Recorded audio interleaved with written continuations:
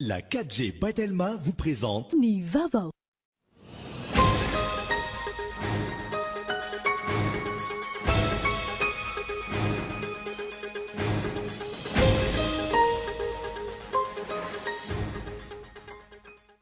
Mitsahatra nanomboka androany ny fitokonan'ireo mpianatry ny UNS rehetra manerana amin'ny nosy ary afa-po tamin'ny fionana tamin'ireo solon-tena-panjakana ireo mpianatra momba ny korotana tany Antsiranana. Nanambara ny solon-tenan'izy ireo fa tsy mpianatry ny UNS ny nantanteraka izany. Miendrandro mitady eo amin'ny ministera sy ireo inspecteur du travail mitokana amin'izao fotoana izao.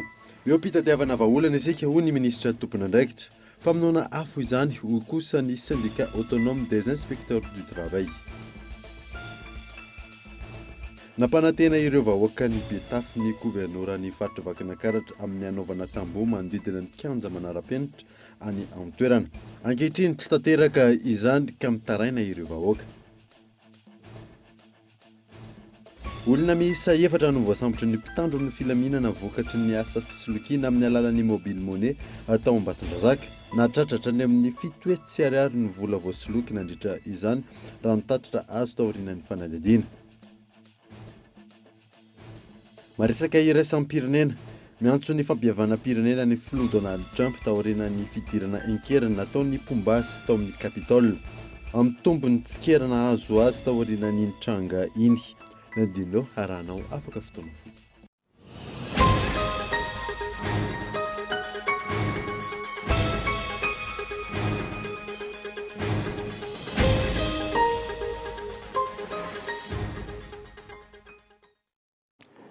Finaritra tompoko lasy tompoko vavy fotoana vaovao eto amin'ny Kultivika manasanao ary anaraka izany hatramin'ny farany. Nanamboatsika ny vaovao dia nitsahatra nanomboka androany ny fitokonan'ireo mpianatry ny UNS rehetra manerana ny nosy ary afa-po tamin'ny fionana tamin'ireo solon-tena-panjakana ireo mpianatra.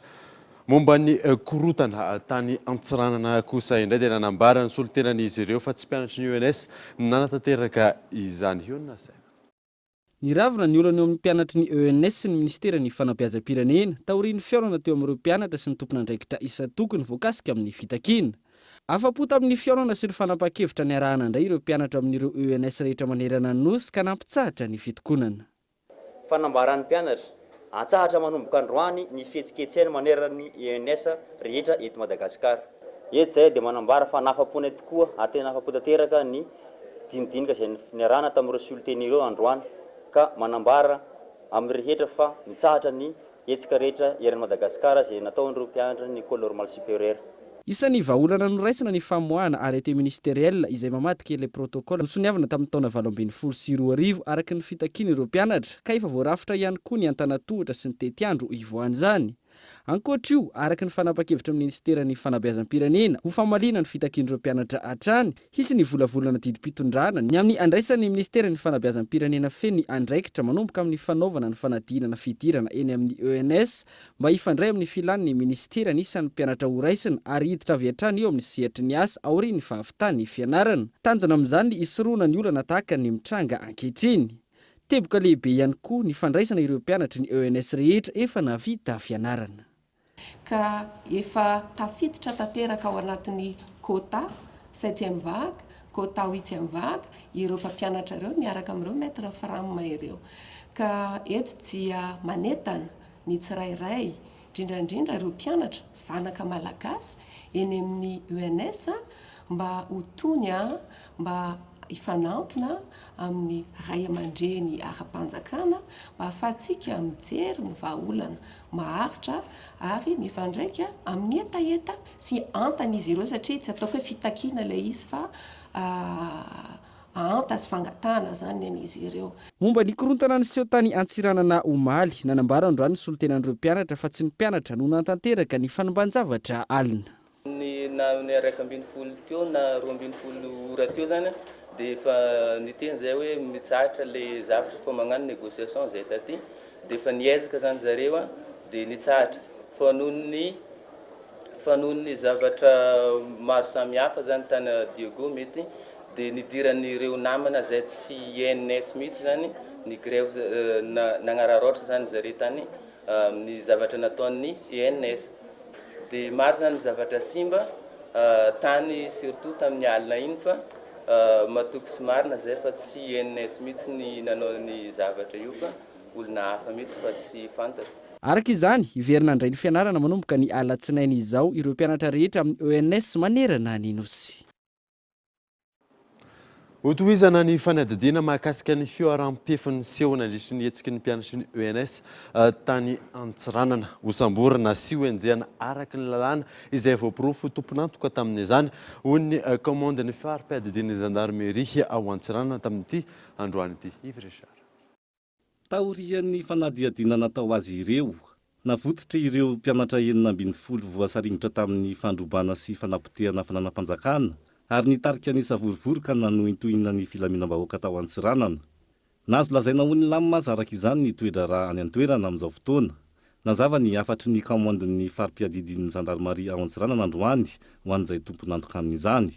Na izany aza nefa dia tsy kiosy maso ary tsy kely soroka ny mpitandro filaminana mikasika an'izay fantika an-dalàna nisy nandritra izay savorivory izay fa ho ampiarina ny lalàna ho an'izay nandika nandroba fananam-panjakana, nandoro fananam-panjakana ary indrindra miteraka korotana ho an'ny filaminam-bahoaka ary misintona ihany ho an'izay olona mbola manana saina anakorotana ny filaminam-bahoaka amin'izao fotoana izao fa tsy kiosy maso izahay ao amin'ny EMO fara ny Antsiranana amin'ny fanenjehana izany mpanakorotana ny filaminam-bahoaka izany. Nitohy ny maraina teo ny hetsiky ny mpianatra raha ny fanazavana, saingy voasakan'ny mpitandro ny filaminana avy hatrany. Nisy hatrany ankila ny toraka nataon'ireo mpianatra ka nitarika fahavoazana maro indrindra tamin'ny fiaran'ny mpitandro ny filaminana. Antony nanambaran'ny kamandin'ny gendarmerie am-pirenena ao Antsiranana androany fa tsy andeferina ny fioaram-pefo ka tsy maintsy enjehina araky ny lalàna. Dikan'izay moa zany dia efa fanimbana fananam-panjakana ary fandikan-dalàna izany. Dia izay tandrifiny izay zany sy mitarika an'ilay fisavorovona dia voatery ny samborina. Dia rehefa fampidiniana moa dia hoe mba hitandrona ny filaminana tsy hisy fisavorovona intsony dia noraisina teo anivon'ny OMC ny fepetra hoe ho ataony fanadihadiana dia navela nody tany amin'ny trano fonenana ireo mpianatra ireo mba tsy hisy ny savorivory intsony. Izay kory tsy midika fa tsy mbola ho samborina ireo mpianatra ireo rehefa mitombona ny fanenjehana azy alefa ny fampanoavana. Raha iverenana, fanohanana ny hetsiky ny mpianatry ny ENS Antananarivo no anton'ny fitokonan'ny mpianatry ny ENS tao Antsiranana, araka ny loharano-baovao farany. Imprimante miisa iray sy solosaina 970 no very tao amin'ny biraon'ny filohan'ny université sy ny DAF nandritra ny savorivory tany an-toerana, ankoatran'ny fanimbanan'ny fananam-panjakana sy fandikan-dalàna isan-tokony. Zay makasika ny fanantanteraka ny adidy ho fiarabana sy firari-tsofo ny filohan Rajoelina mivady ihany koa ny filoham-piangonana eo anivon'ny FFKM tamin'ity androany ity. Nitarika izany ny filohan'ny FFKM Monseigneur Audon Marie Arsène Razanakoula. Michela Rararjoana. Nankasitraka manokana ny ezaka nataon'ny filoha Andry Rajoelina ny filohan'ny FFKM tamin'ny fianona sy ny fakanatra ny hevitry ny filoham-piangonana tamin'ireo fanapahan-kevitra izay tokony noraisina nandritry ny fiatrehana ny krizy ara-pahasalamana nolalovin'ny firenena. Nomaria ny filohan'ny FFKM ihany koa ny ezaka vita amin'ny fikarohana vahaolana amin'ny ady amin'ny kere any atsimo. Ny eo ara-panahy dia izay no anjaranay. Ny maha-olona sy ny zavatra maro samihafa anjaranareo fa izay kosa ny fiaraha-miasa nampanantenainay ary mbola nampanantenainay amin'izao fotoana izao hoe ilay fiaraha-miasa ho fanompoantsika ity vahoakan'Andriamanitra eto amin'ity tany malalantsika ity. Fa ny hafaliana mahatonga anay eto iarahana anareo tratran'ny taona ary nirarosoa anareo ireto efa nentina mibavaka teo anana ny fahasalamana, anana ny hery ary ny fahazava-tsaina ihany koa hiatrehany ny didy sarotra izay miandry anareo. Nandritry ny fioanana teo amin'ny Ray aman-dreny am-panano nanamafisany folo ny velozany ampipaka ny fampandrosoana isam-batan'olona sy isam-patraka tsy hisy intsony ny faritra adino na ho sokajiana lavitra andrina. Fanampo dia hoe tsy hisy distrikta adino intsony. Izay ny zavatra lehibe satria rehefa mandeha amin'ny distrikta eny dia hita tokoa fa nareo filoam-piangonana mahafantatra tsara an'izany hitanareo tsara fa adio tanteraka ireny district any ary fitenenina moa dia hoe tany lavitra fitondrana mba tsy tenenina hoe tany lavitra andriny fa tsy izay intsony ny zavatra atao fa dia ezaka tanteraka izay efa manomboka fa anamafy kokoa ary fiara-miasa eo anivon'ny fiangonana ihany koa moa efa lazaiko milenibeny fa dia vonona tanteraka izay ifanometanana. Totosa androany teny avoloany fiarabana sy firarian-tsony filohan'ny pirenena mivady nataon'ireo filoham-piangonana eo anivon'ny FFKM fiombonan'ny fiangonana kristianina eto Madagasikara. Lafy mavao hafa kosa indray dia menandreo mitady eo amin'ny ministera sy ireo inspecteur du travail izay mitokona amin'ny zao fotoana izao. Eo am-pitadiavana vahaolana isika hoy ny ministra tompon'andraikitra famonoana afo izany. Hoy kosa ny syndicat autonome des inspecteurs du travail Gaëtan Andriatsila. Mitoy ny fitokonana ataon'ireo inspecteur sy contrôleur du travail amitaky ny fampiarana ny statut particulier misy azy ireo sy ny indemnité ny aux fonctions nanomboka ny taona 2024. Eo pitadiavana ny vahaolana isika amin'izao fotoana, hoy ny ministry ny asa, ny fampananana asa, ny asa-panjakana ary ny lalàna sosialy manoloana izany.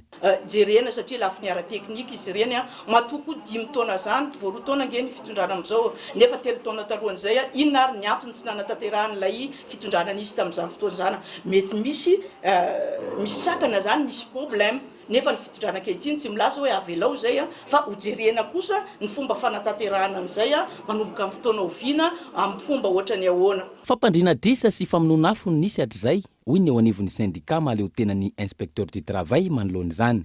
Hatramin'izay aloha fihaonana tamin'ny ministera tompon'andraikitra dia famonoana afo alaolana izay foana moa no averina eto hoe mialaolana ny au niveau ministère misahana ny asa zany amin'ity resaka grève ataonay ity. Nisy zao tamin'ny farany ny fampanantenana hoe ampangino ny grève-nareo fa efa isy ny fihaonana amin'ny monsieur le premier ministre ny andro zay nandritra ny fotoana elaela jerevanay fa ohatrany to fampandriana drisa sy famonoana afo zay mikasika ny indemnité takin'izy ireo, nilaza ny ministra tompon'andraikitra fa mbola tsy nisy ny exécution budgétaire. Raha mbola tsy nampiarina le izy raha mbola tsy exécuté dia tsy hoe lasa any am-posiniza akory na any am-posiniza fa mbola tsy niatra aloha noho izay olana mbola nisy zay eo am-pitadiavana ny vahaolana amin'izao fotoana izao. Tsy ny ministera no mahavany olanay, hoy kosa ny filoha nasionaly ny syndicat manoloana izany. Tsy ny ministera hatreto ny mahavany olanay fa tena fanapahan-kevitra an'ireo mpitondra ambony dia ny premier ministre sy ny filoham-pirenena marihana fa ny premier ministre dia mahafantatra tsara ny anton'izao fitakiana izao satria corps basé internationalement zany inspecteur du travail sy contrôleur du travail zany ary ny convention OIT numéro 81/129 no mamaritra mametraka ny fisian'ny inspecteur sy contrôleur du travail ary mitaky ireo convention ireo hoe asivo ny statut particulier ny inspecteur ahafahandrareo manao atsakasy andavany ny asany fampiodonana an'izay hoe système d'administration du travail zay zany. Mianjandroa araka izany ny tady eo amin'ny Roatonta. Androany nanolotra fitaovana ho an'ny sambandaharaha-paritra eo an-tsahavola ny ministera. Isan'izany ireo fitaovana fampiasa anaty birao sy fiara iray ahafana mamita ny tsakany sy andavany ny asa. Niatrana nanoloana ny varavarana kosa ireo syndicat nanohy ny fitakiana sy ny lanja sora-baventy ary nilaza fa hitoy ary hamafy ny fitakiana ataon'izy ireo.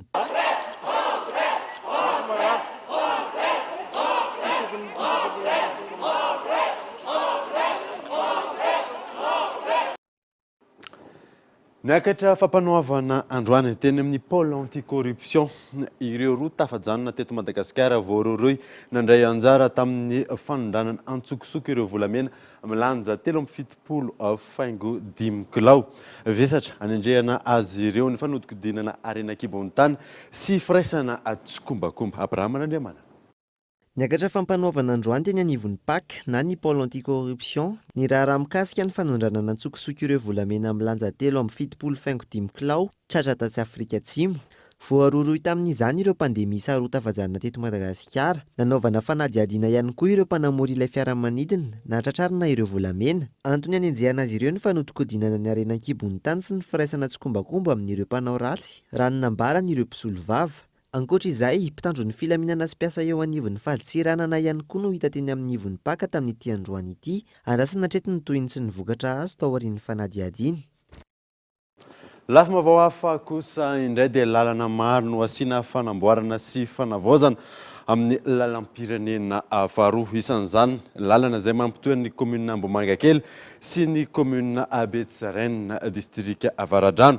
Miantso ny fiara-miasa ny tompon'andraikitra ministera amin'ny fanajirana an-tany sy ny asa vaventy amin'ny fanatantarana ireo asa hafa. Miantarandriana efa. Manomboka ny asa fanamboaran-dalana amin'ny lalam-pirenena faharoa iny, mizara maromaro ny asa atao ary mitotaly maherin'ny 100 kilometatra no asiana fanamboarana, isan'izany mahazo makany anandizana Carillon, ny any amin'ny sampanana sy ny maro hafa. Ny asa atao amin'izany zany voalohany indrindra remise ny étape ny lalana, faharoa dia misy ny ouvrage, ny fahatelo dia misy ny atao hoe chaussée izay tena manao ny lalana, manamboatra tanteraka ny lalana mihitsy, ary misy ny atao hoe entretien, izay entretien zay zany misy ny dépoule, dia misy ny réfection localisée ny corne chaussée, dia misy ny réfection localisée amin'ny revêtement. Ny axe ny loha voalohany dia eo amin'ny PK6 aty ambonimbony aty zany, dia hatrary amin'ny PK30 any amin'ny andizana Carillon zany izay loha zay dia mandray kely zay any amin'ny PK68 raha tsy diso hatrany amin'ny PK 100 mahelikely eo. Dia ny loha anankiray efa any amin'ny PK plus de 200 any. Fantatritsika tsara angamba fa eo amin'ny axe io izay miala eto amin'ity PK6 ty makany amin'ny PK30 zay ny tena ratsy. Ankoatran'ny fanamboarana ny lalana, misy ny asa hafa atao izay niantsoan'ny ministeran'ny fanajariana ny tany sy ny asa vaventy fiaraha-miasa amin'ny tompon'andraikitra eny an-toerana. Eto tsika zao eto amin'ity rond-point Ambomangakely ity, dia ninina atao mihitsy zany no eto anoloan'ity tatatra ny savainy ny entreprise ity, sorana sady ny entreprise satria izay eritreretina tsy ao anatin'ny asan'ny entreprise nefa tsy afaka manao an'le asa izy raha tsy vita aloha izay zavatra zao. Ity zany ny anisan'ny ataontsika hoe mahatonga ny rano hatrany amin'ny lohalika rehefa be ny orana. Ka dia antso avy sady zany no atao amin'ny tompon'andraikitra voalohany indrindra ety amin'ny fokotany sy ny commune mba hiteny ny rivera rehetrarehetra tsy andefa ny maloto rehetra satria zao hitantsika zao zany ny fantotony le olona ny tatatra sy ny fandefasana ny atao hoe loto sy ny zordira ao anatin'ny tatatra io. Ka nao vita tsara tarehara ny lalana dia tsisy dikany mihitsy raha ohatra ka tsy mandraindraiky fa ny tsirairay ety atoerana sy ny be ny tanàna anadio an'ity tatatra dia fanantenana zany zay sy fangatahana fiaraha-miasa. Entina hanajana ny fototra afitrasa iombonana, entitra ihany koa ny ministera tompon'andraikitra amin'ny famerenana ny laon'ny lalana anolavahana noho ny asa hafa. Manararoatra sahady satria amin'ity lalana ity zany misy ny fibre optique izay miala tsy amin'ny toerana iry amin'ny sozia iry maza ny aksan'ny Tamatavy iny. Dia efa nisy ny ataontsika hoe approbation de dossier d'exécution ataon'ireo golf 4 reo izay manao ny fibre optique. Ka eto zany zay dia be dia be ny olona miantso aty aminay hoe voalavaka ny lalana dia totofana fotsiny amin'izao fa efa nanao antso avy zany eo an'ny tompon'andraikitra dia manao ny fibre optique ary eto indrindra moa zany ny ingénieur zareo sy ny tompon'andraikitra fa ireo voatototra rehetrarehetra reo dia tsy maintsy loarana andre mandeha dia hoatrehanay eo amin'ny ministera ny MATP ny fanotofana azy araka nyity dossier d'exécution izay nomena zareo ty. Zareo moa zany efa nanaiky raha teo anatanteraka an'izay. 5 volana ny faharetan'ny asa, izany hoe any amin'ny volana May no voalaza fa ho vita ireto fanamboaran-dalana amin'ny lalam-pirenena faharoa ireto. Ho any Ambatondrazaka kosa indray isika dia roso amin'ny fanarenana sy fanamboarana ny tetezana sy arabe lasan'ny ranobe tamin'ny taona lasa ny ministera tompon'andraikitra tetezana ray sy lalana roa no tapaka vokatry ny ranobe. Natomboka ao akazo tsara vola ny fanamboarana sy fanarenana ny tetezana sy ny arabe lasan'ny ranobe tamin'ny taona lasa any amin'ny distrikana Ambatondrazaka. Nisy ny fanalalalana ny toerana iasan'ny orinasa kolasa mba tsy hanelingelina ny asa. Notapahina vonjimaika araka izany ny lalana nanomboka tamin'ny 7 ora maraina hatramin'ny 10 ora hariva mba ahafana manalehibe ny toerana iasana sy ahafahany olona mivezivezy. Manomboka ny antsoina hoe transport de moire izany ny mpampiasa lalana. Androany nidiny fotony jery ny fanombohan'ny asa ny talempatry ny asa vaventy sy ny fianajariana amin'ny tany. Fanatanterahana ny asa isika zao misy ny karakarana satria hitanao amin'ny fanamboarana an'ireo ouvrage ny asa kolasa. Izy io dia fanatohan'ny asa nataontsika teo amin'ny kafe manangeziko. Dia misy ihany koa fanamboarana eo amin'ny PK 142 eo Ambalavato. Dia misy ihany koa ny PK 12/400 eo amin'ny tetezana faharoa Sahabe. Ary natokao anaty fahavaritsika tsy fanatanterahana ny asa io dia efa nandray ny fiainana sy fiteteka rehetrarehetra ministera sy ny entreprise tsisy fiatoana ny asa fa toy foana matamavaka ny asa dia tsisy akony zany hoe tsara ny asa. Etsekilany sy mikasika ny fanamboarana ny lalam-pirenena fa 470 nambarany talepatra ny antoerana ihany koa fa mizotra tsakany sy andavany ny asa ary efa mandeha ny famaritana ny alehibe ny lalana ankehitriny. Mety hatramin'ny pejiny dokavatra isika aorianan'izay raha tsika ny tapany faharoan'ny vaovao rehefa avy eo.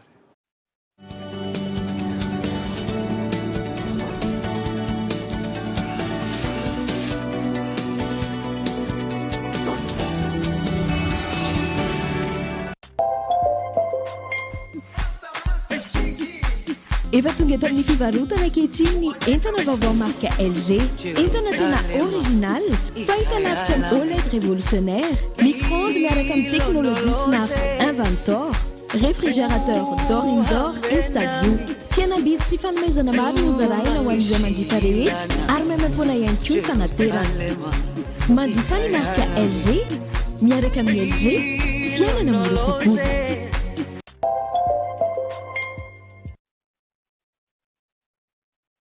Safidiko maitso malagasy. Manon tetika asa finday mirazo ray ovoleny itelma. Andrakitra ala indray an'i Madagasikara maitso mavana ity nositsika. Amin'izao Noël zao manomboka amin'ny vidiny 39 000 ariary ny finday vaovao Telma Max eny amin'ny Telma Shop. Isaky ny finday Telma ray voavarotra azo ray no voleny. Telma dia mirary fety samatra ho antsika malagasy rehetra.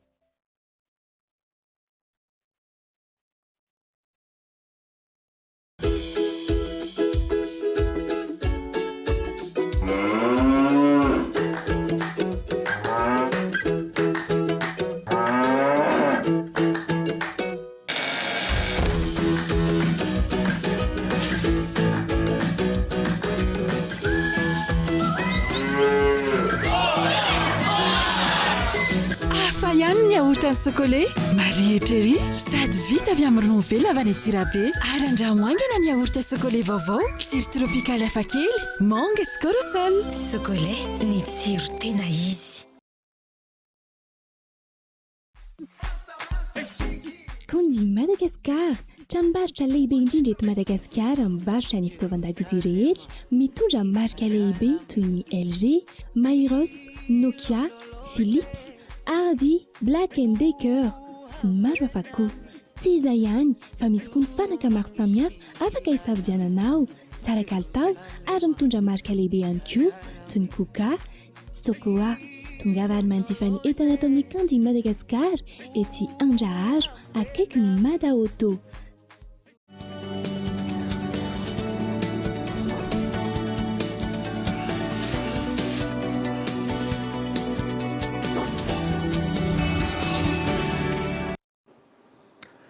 Araka ny fanambara teo dia miditra amin'ny tapany faharoan'ny vaovao isika. Nampanantena ireo vahoaka ny Betafo ny gouverneur ny faritra Vakinakaratra amin'ny anaovana tamboho manodidina ny kianja manara-penitra any antoerana. Ankehitriny tsy tanteraka izany ka mitaraina ireo vahoaka. Kolo TV Antsirabe. Anisan'ireo komunina isitraka ny kianja manara-penitra ato anatin'ny faritry Vakinankaratra ny komuna Betafo. Raha tsy ahivina dia 12 Janoary 2024 no niatombohan'ny asa. Ankehitriny dia mbola ao anatin'ny fanamboarana tanteraka amin'izao fotoana izao, saingy ny fefy manodidina kosa dia tsy tafiditra ao anatin'ny tetikasa. Raha loharanom-bavao azo tao any an-toerana nefa dia nampanantena tamin'ireo vahoaka ny Betafo ny governoran'ny faritry Vakinankaratra fanao tamboho manodidina ity kianja ity, ary ho raisiny an-tanana tanteraka ny fahavitana izany. Io zany dia faly zahay vahoaka aloha tamin'ny voalohany satria mba azo azany kianja manara-penitra. Dia raha ny fandrosoan'ny asa aloha dia azo lazaina hoe mirotoroto tary aloha dia avy eo ohatrany somary miatoato kely, fa izany azo lazaina hoe mandeha. Fa tsy mbola azo raisina hoe vita raha ny fahitana azy eo ankehitriny. Ny resaka hoe fampanantenana moa dia ankoatran'ny hoe projet présidentiel izy dia nandalo teto ihany koa ny gouverneur tamin'ny fotoana andro nandalova ministry ny mponina teto. Dia tamin'izay fotoana izay indrindra no nampanantenana ny gouverneur. Fa fefena manodidina ihany koa kianja manara-penitra io izay mbola mianjaanja moa izy amin'izao. Aty amin'ny ilany avaratra zany mbola azo lazaina hoe banaka araka ny fitenin'ny ankizy. Dia nanome tompony gouverneur tamin'izay fa ho atao ny tamboho manodidina an'io. Fijadidiko aloha tsy mbola nisy ny hoe handray tanana an'izay fanaovana ny tamboho izay fa ny gouverneur nandalo taty tamin'ny fotoana iny no nanome an'izay fampanantenana izay. Marihana fa tsy tafiditra tao an-toerana izay mpanao gazety noho tsy fahazoana lalana avy amin'ny tompon'andraikitra izay misahana ny fanamboarana. Ankoatra ny tamboho ny kianja manara-penitra dia nisy ihany koa fampanantenana mahakasika ny lalana eto Betafo izay ho atao rarivato mba hiatrehan'ireo vahoaka ny fahavaratra. Dia ankoatra ny tamboho ihany koa dia nisy ny fampanantenana izay natao mahakasika ny lalana eto an-tampon-tanàna satria dia raha mahita ianareo efa tena simba tanteraka ny lalana eto an-tampon-tanàna. Dia nanome toky ny gouverneur tamin'izay fa ho atao pavé ny manodidina ny 45 heures. Dia hatreto moa zany ohatrany tsy mbola hitanay le fanombohan'izay fampanantenana izay na dia efa nolazaina zay hoe mba ho vita alohan'ny faran'ny taona. Izay moa mahatsapa hoe manao zavatra tokoa tsy mora kanefa dia nanantena ihany koa ny vahoaka hoe mba ho vita iny mba fahavaratra ho avy. Dia hatreo zany aloha momba an'izay tompoko. Araka izany dia manao antsoava an'ireo tompon'andraikitra ambony ny vahoaka aty an-toerana amin'ny mba hanamboarana ireo lalana simba ireo. Amin'ny hoe tsy mijery afa-tsy ny fampandrosoana moa dia zahay ohatra ny te hangataka te hitaraina zany amin'ny iny ty ministeran'ny zava-veto ve moa zany miandraikitra momba ny lalana hoe le lalana aloha aminay dia lahara-pahamehana. Dia asa moa na hoe mbola ho avy ihany ny zareo ao amin'ny gouvernora hanao ny izy fa raha ohatra ka tsy izay dia mba mangataka izay mba hijerevana akaiky ny hanatanterahana ny fahavitana tokony any amin'ny ministeran'ny zava-vety. Lafa mavao hafa kosa indray dia hanomboka hidina ny vidim-bary eny an-tsena ary tsy hiakatra intsony izany. Hoy ny ministry ny fambolena fiompiana ary ny jona momba n'ireo lemaka maro tsy ampy orana ankehitriny kosa indray dia misy ny masom-boly nomanina ifanaraka amin'ny izany raha ny fanazavana azo io nasaina. Ny eto Antananarivo no tsy amporana ireo fambolena hoy ny ministry ny fiompiana sy ny fambolena ary ny jona fa tsy manerana ny nosy. Araka izany tsy tokony hisy fiantraikany amin'ny vokabary ny tsy fahampihan-drotsakorana ankehitriny fa ny fahatarana no mety iseho.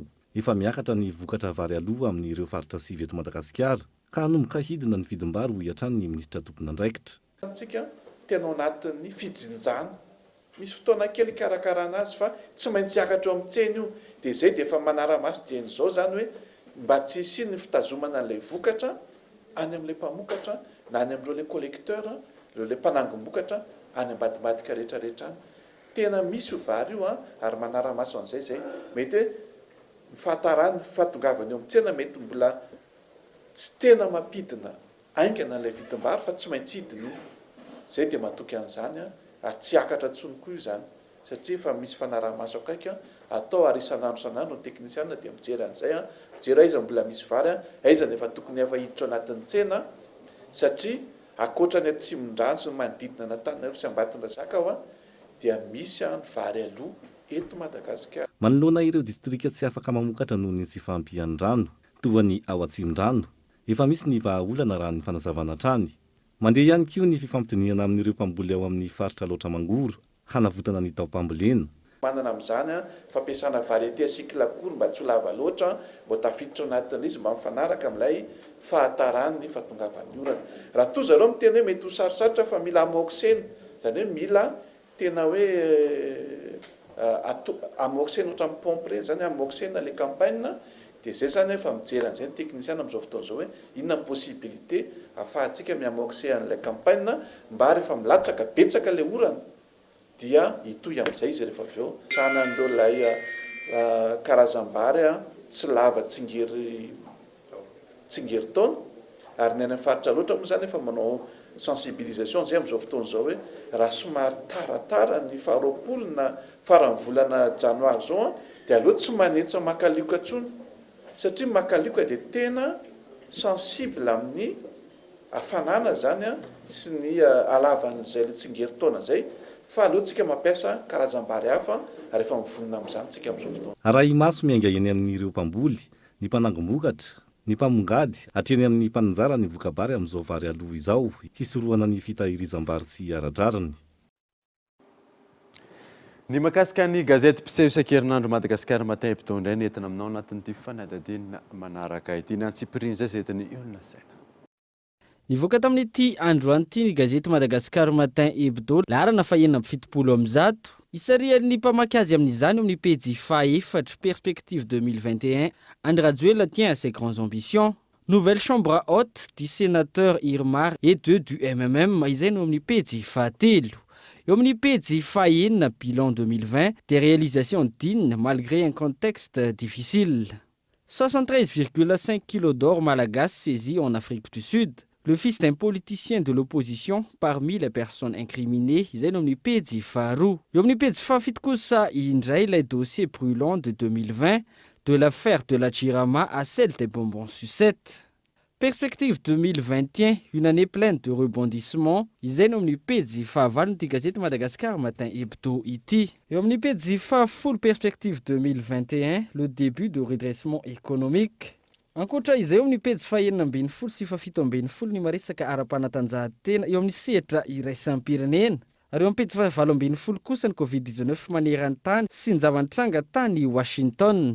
Ireo no isan'ny lohateny misongadina anatin'ity gazety Madagasikara Matin Hebdo laharana fahaenina amby fitopolo amby zato ity izay nivoaka androany 20 janoary hatramin'ny faha-efatra ambin'ny folo janoary 2024. Gazety Madagasikara Matin Hebdo izay jifaina amin'ny vidiny 900 ariary. Iverina ny Ambatondrazaka isika dia olona miisa efatra no voasambatra ny mpitandro ny filaminana vokatry ny asa filokiana tamin'ny alalan'ny mobile money tao an-toerana. Natratra hatrany amin'ny fito hoe tsy arary ny vola voasolika tamin'izany. Abraham Randriamanana.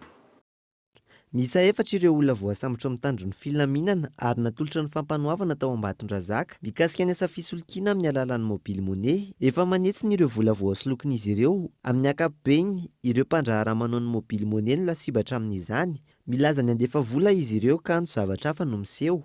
Raha ny nambaran'ny tompona andraikitra nanomboka ny faran'ny taona teo, 3 ireo fitarainana voaray mikasika ity asa fisolokiana ity ary iray amin'ireo fitarainana no nahitam-boka ny ankehitriny. Ireo olona ireo moa zany dia nisoloky tamin'ny alalan'ny resaka mivola ary efa voatazona ato aminay zany ireo atotoko azy io eto aloha zany dia eo amin'ny 3 ny lahy vehivavy ray ary ny vola azon'izy ireo zany dia misy 7 hetsy ny anankiray dia misy amanam-potrisany izay mbola misy andala-pikaloana zany sasany satria tsy izy ireo rehefa anisany atomokolotra izy fa mbola misy ampahany anko mbola tediaviny amin'izao fotoana izao. Arak'izany, mbola misy hatreto ireo karohina mikasika ity asa fisolokiana ity ao Ambatondrazaka. No ahafahan'ny fitsarana kosa ireo mpivady voasambotra mikasika ity raharaha ity ary nahitra vonjy maika ireo rola ambony miandry ny fitsarana azy ireo ny fa 17 janoary izao. Manentana ny rehetra hitandrina sy ho mailo amin'ny fampiasana ny finday manoloana izany ny tompona andraikitra.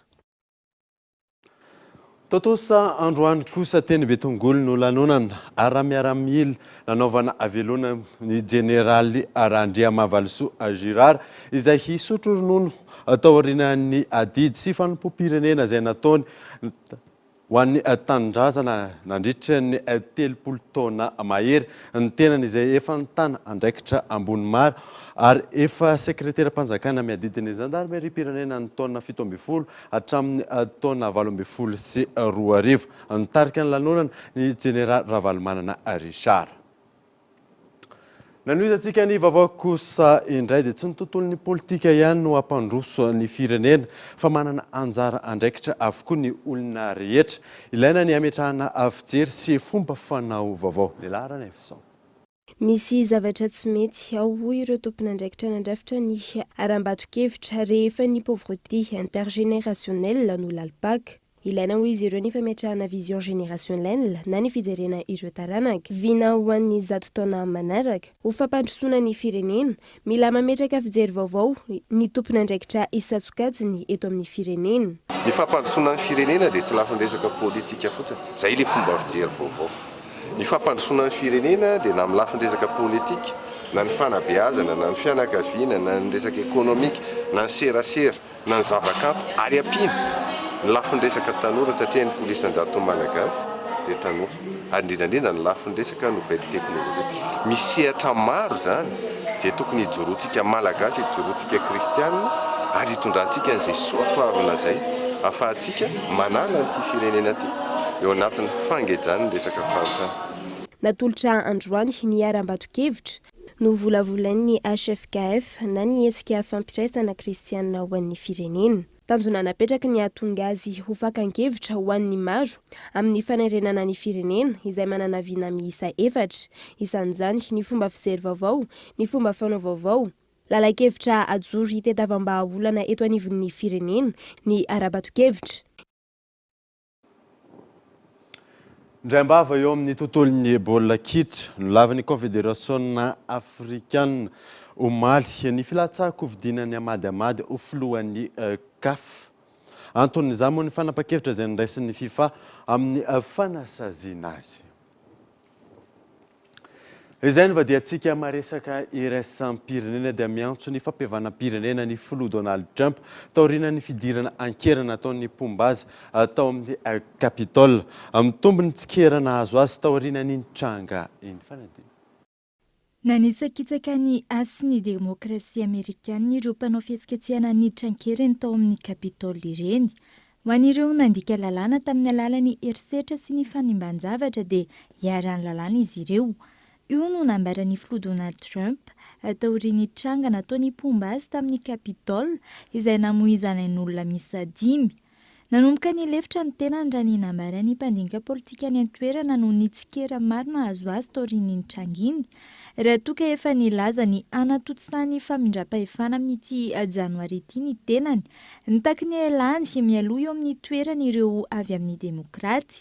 Mitombo ankilany miala tsy ho Pombaza, hatreto miisa 2 ny mpikambana amin'ny gouvernemanta nametraka fametram-pialana mialohan'ny fotoana tokony tsara ny fotoam-piasan'izy ireo. Mikasika ny fihetsiketsehana iny kosa indray dia amin'izao fotoana izao olona mahery ny 10 no karohana. Dia izay indray mamarana vaovao tamin'ity zoma alina ity ankasiany ianao nanaraka izany samia faly daholontsika amenakavy aloha tompoko.